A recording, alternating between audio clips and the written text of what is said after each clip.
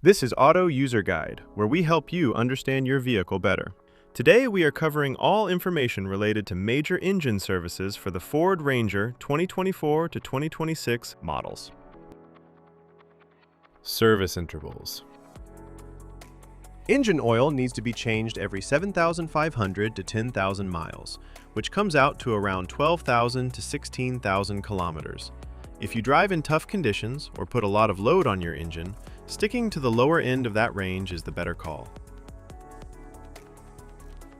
Engine coolant has a much longer life. The first replacement comes at around 200,000 miles. After that, it needs to be swapped out every 50,000 miles going forward. It keeps your engine temperature in check, so keeping it fresh is something you don't want to skip. Brake fluid should be replaced every 3 years, or somewhere between 30,000 and 45,000 miles, whichever one comes first. Over time, it absorbs moisture, and that slowly reduces how well your brakes respond. Engine oil. Engine oil capacity. Alright, so when it comes to engine oil capacity, the amount your car needs depends on the size of its engine. Not every engine drinks the same.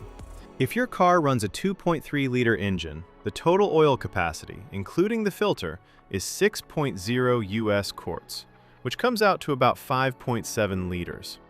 That's your number every time you do an oil change. Now, if your car has a bigger 3.0-liter engine, it's going to need a little more. The capacity there, again including the filter, goes up to 7.0 US quarts, or roughly 6.6 liters. Recommended engine oil. Now let's talk about which engine oil you should be using. The recommendation is to go with a genuine engine oil, or any good quality commercial engine oil, if it matches the right type and viscosity for the temperature in your area.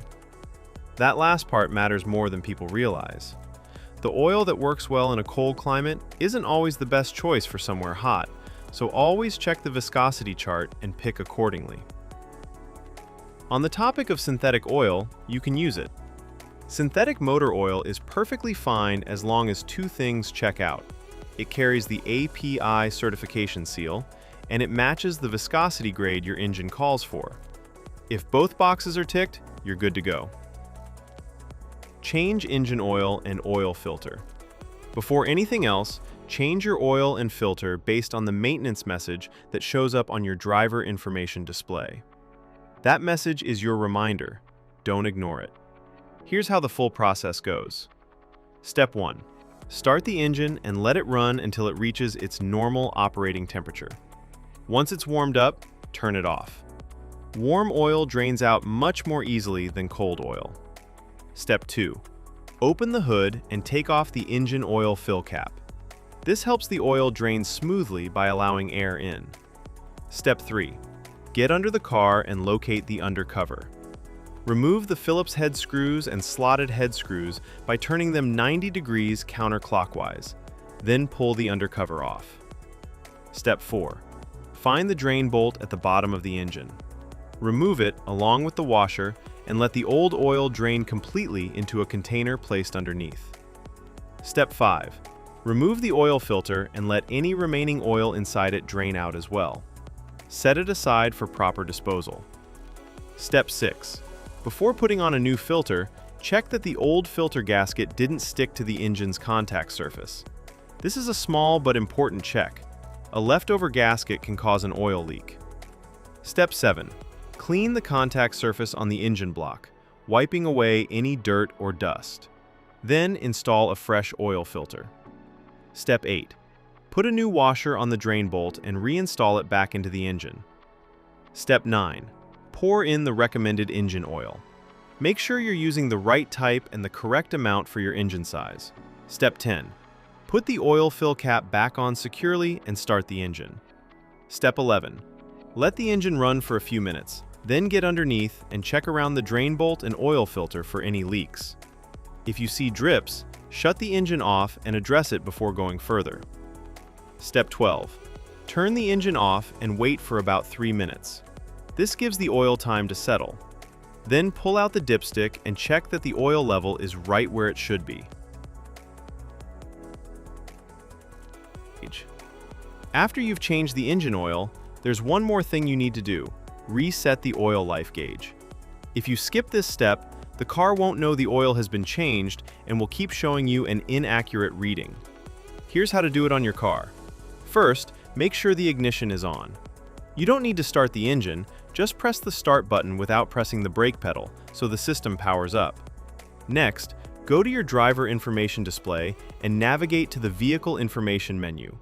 You'll find an option that shows your current oil life percentage. Once you're on that screen, press and hold the selection button, usually the one on your steering wheel, for about 10 seconds. The oil life indicator will start to blink, which means it's ready to be reset. While it's blinking, press and hold the button again.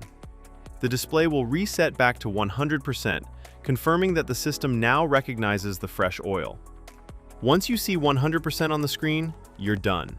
The gauge has been successfully reset. After that, go ahead and start the engine normally.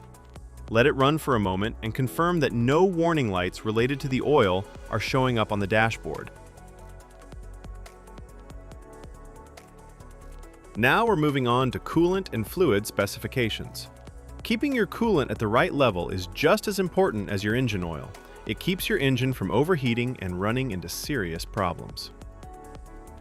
Engine coolant, radiator.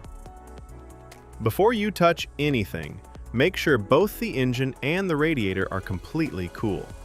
Never open the radiator cap on a hot engine. The pressure inside can cause boiling coolant to spray out and burn you. Once everything is cool, place your hand on the radiator cap and turn it just 1/8 of a turn counterclockwise. This releases any built-up pressure inside the cooling system.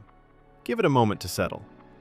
Now push the cap down and continue turning it counterclockwise to fully remove it. Look inside and check the coolant level. It should be right up to the base of the filler neck. If it's sitting lower than that, go ahead and top it up with the correct coolant.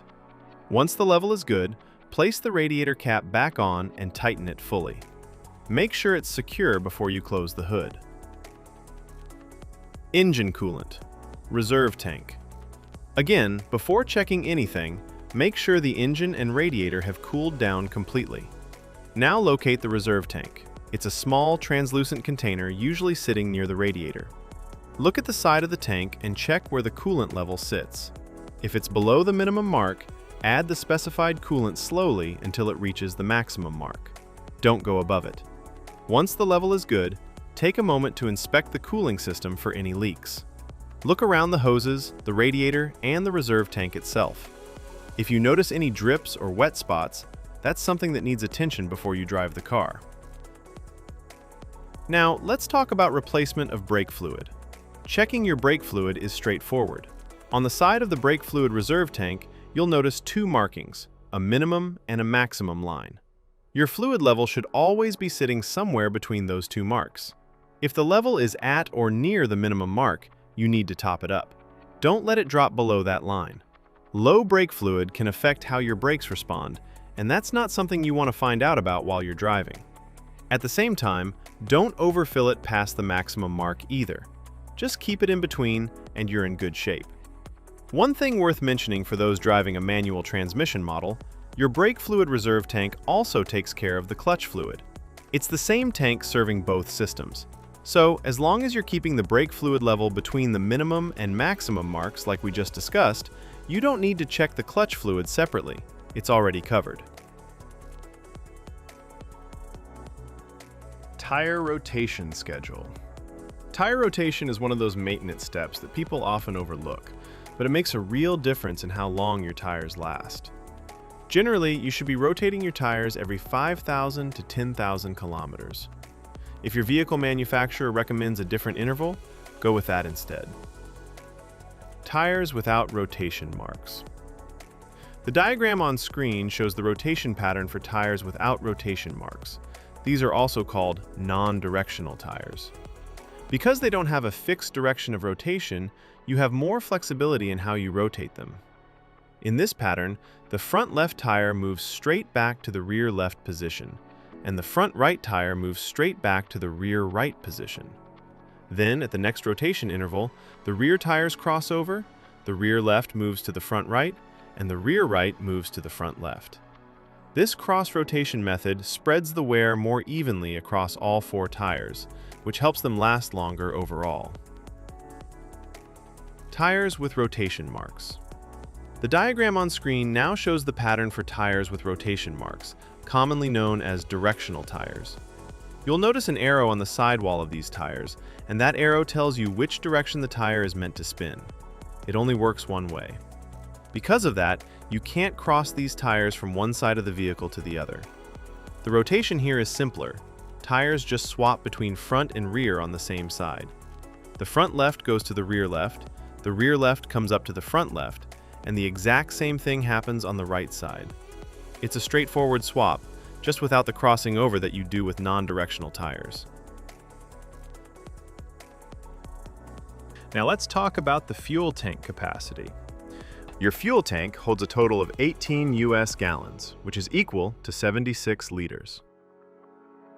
Thanks for watching this video. I really hope it helped you understand things a little better. If you found it useful, give it a like. And if you haven't subscribed yet, hit that subscribe button so you don't miss the next one. Drop your thoughts or questions in the comments below. I'd love to hear from you. It genuinely means a lot.